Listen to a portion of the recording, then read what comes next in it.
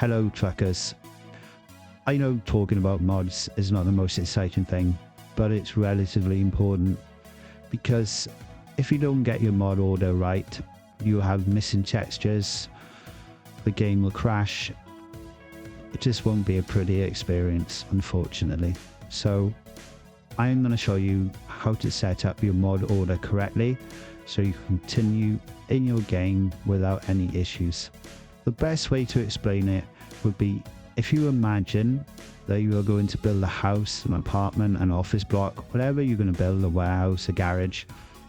But to build that, you need the foundations, and the foundations for that would be how you set your game up. The walls would be the mods, and the roof then would be the in-game tweaks. So if you haven't got your walls straight, the rest of it will collapse. So I hope that kind of like gives you an idea where we're going with this.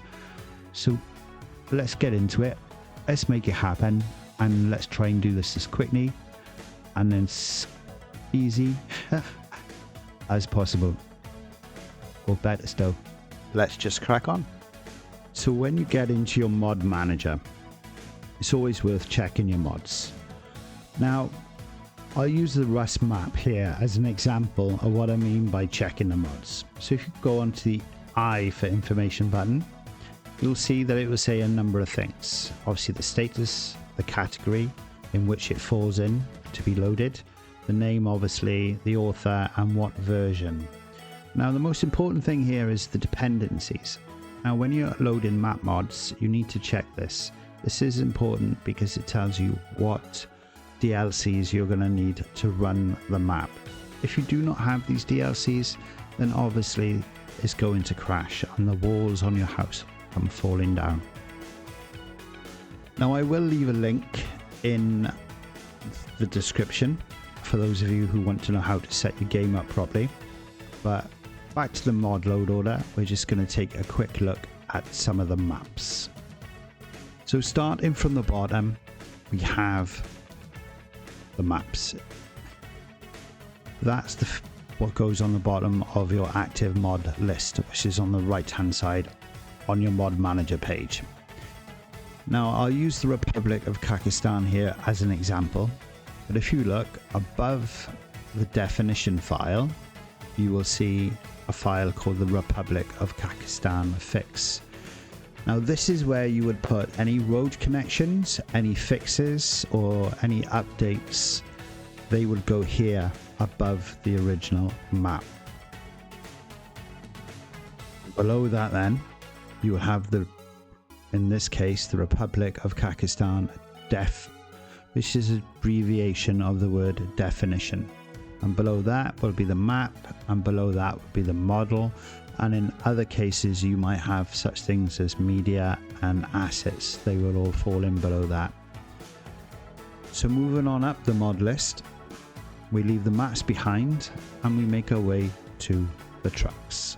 Above the maps on the mod list, we now have our truck mods.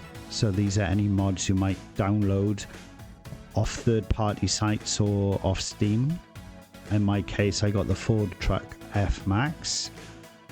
And above that then becomes our trailers. So any trailers you might download. And in this case, I've done the Mercedes-Benz aerodynamic trailer, once again off Steam. And above then is our skins, which is, I'm not sure what a skin is. It's a paint job. This would be our paint jobs for our trailers and our trucks. Anything you might have done personally or had done for you. And above then becomes our cargo packs. So in this case, I have the aviation cargo pack. Once again, downloaded from Steam. Next, we start looking at our traffic packs. So this will be anything to do with the AI traffic. This could be traffic density. This could be, in my case, trailer packs and other things that you can download to enhance your gameplay.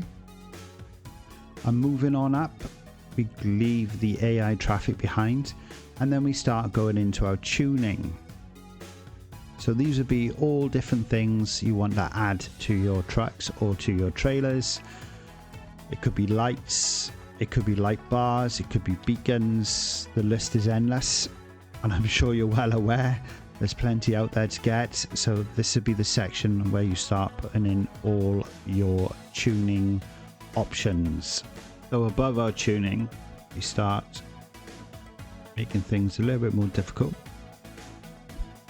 We go into our UI. This is our user interface or other mods. As you can see here, we got the realistic economy, we got our route advisors, and then above that then we start moving into our vehicle physics mods, and above that will become our weather mods, followed by our graphics, any sounds, and then finally at the very top you would have your background map, be it a Pro Mods map or a third-party map that you might download from places such as Steam.